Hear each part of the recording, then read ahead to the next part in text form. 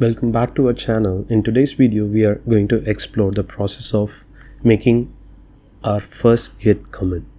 Making a Git commit is an essential step in version controlling your code and tracking your changes over time. When you make a commit in Git, you are creating a snapshot of your code at a specific point of time.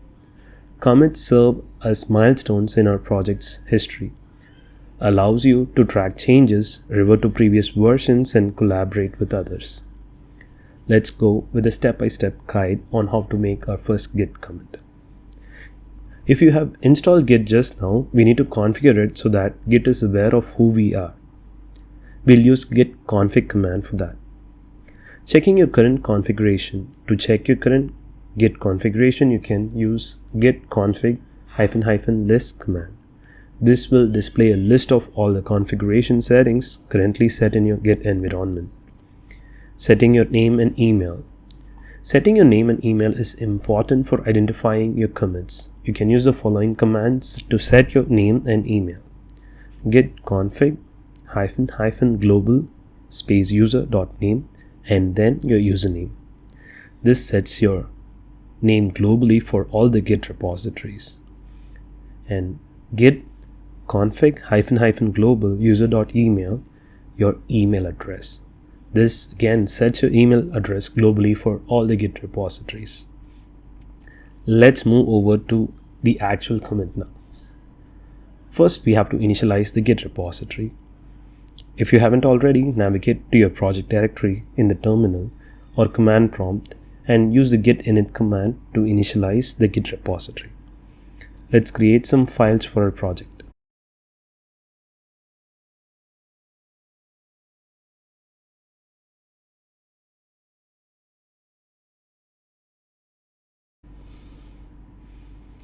Now let's stage our changes.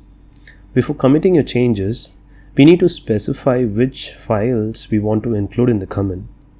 You can use git add command followed by the file name or git add dot. The dot command adds all the modified files. We have to check the status of our repository.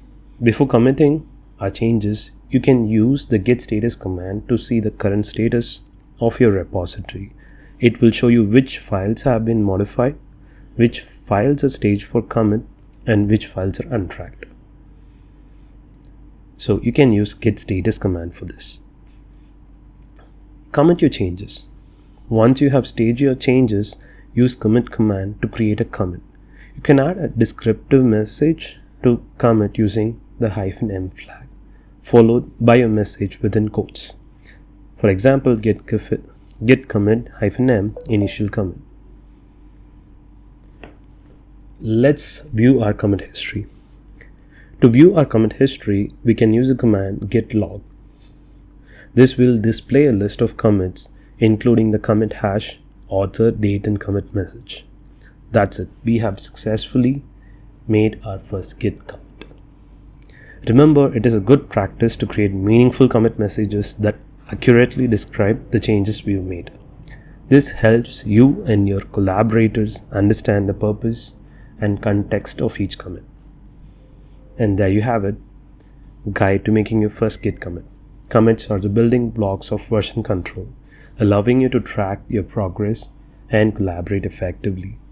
If you found this video helpful, please give it a thumbs up and subscribe to our channel for more content on Git and other essential development tools. Thank you for watching and happy coding.